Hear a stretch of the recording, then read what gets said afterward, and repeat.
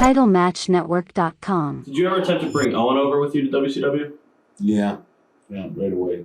And why did that not happen? Owen was really uncomfortable even working there after that. Owen was as upset, maybe almost as upset as I was, but he also was locked into I think he got a 1.5 year and a 5-year contract. And they would not let him out of his contract. Vince was very adamant about it. They tried to see by giving him a little extra money, which again, he didn't have any choice. It was better to take whatever he could get. But he was very distressed with having to work for somebody that openly did to me in front of him and in front of everyone else, and then expected Owen to swallow it and get in line like nothing ever happened. And Owen and me were very close, but at the same time, his sort of hands were tied. And so I think Owen, who was really, really affected by it, never let on after a certain point how much it affected him, because he knew that it would only cost him more. Like if they wanted to run him more, they could. So he kind of kept a lot of that to himself and didn't say much.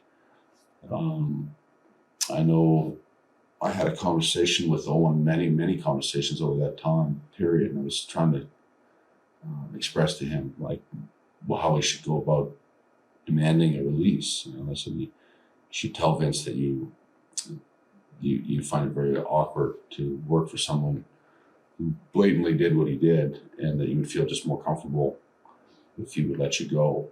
And I had talked to Eric Bischoff about hiring Owen if he got a release, and he said he would hire Owen, but he would pay him the same as his contract was, but he wouldn't pay him any more if that was the case, which was nice of him.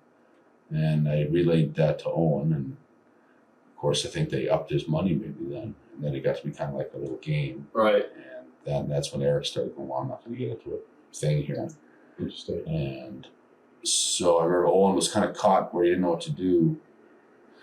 And I was I understand his circumstance. And so when I remember I got a call with Owen on the phone and Vince Russo. And it was a strange call. I actually enjoyed telling this story.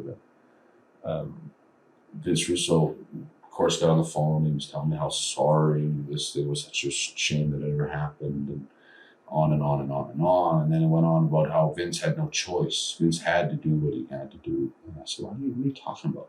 He never had to do any of this. This was strictly somebody going just trying to just ruin you for the heck. There wasn't a difference in the world doing this on a Sunday or a Monday or a Wednesday or what. I had lots of time, lots of days set up in the next 4 weeks where I could have dropped the belt to anybody, including Sean. And so we kind of had I wouldn't say an angry call, but I certainly gave my side of things about the same way I just said to you. And I just kept pushing the fact that if the company had any real integrity, they let Owen go. But I remember when I finally hung up the phone, I was only this was like what I thought was all friends talking on the phone. And I hung my phone up, walked over to my stairwell and started going down my basement, and my phone rang. And it was Vince McMahon on the phone. And of course, Vince Russo denies this whole thing ever happened. When I talked to him, he says it must have been a coincidence. But I've never been able to really digest that, unfortunately. I never believed that. It was just too much of a coincidence. And because Vince called me up and he had been listening to every word I said with my brother Owen and Vince Russo on the phone. So it was a 4-way call without me knowing Vince was on there.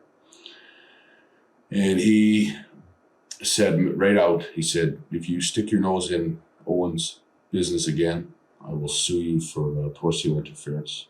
I will sue you with a smile on my face. I will sue you for everything you got.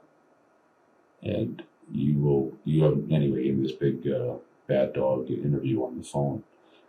And I said the same thing, very calmly. I said to Vince, I said, if you have any integrity, just let him go. Why don't you just let him go? And he said, I'm not letting him go, and I'll never let him go. And again, he threatened me with legal stuff, and then he slammed the phone down on me.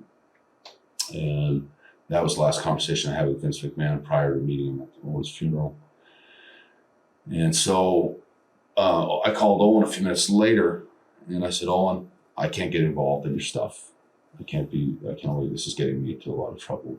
And I know that Owen felt really bad that he got me into that kind of a situation. Neither one of us ever felt the same about Vince Russo again. And when I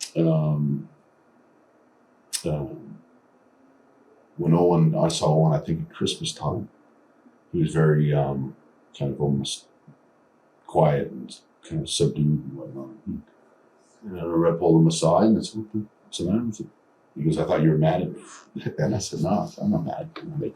It happened. All I'm trying to do is always trying to do is look out for you. If you can't get out of your deal, you can't get out of your deal. But don't ever let the wrestling business ever get between you." I said, "I don't care as long as you just take care of yourself."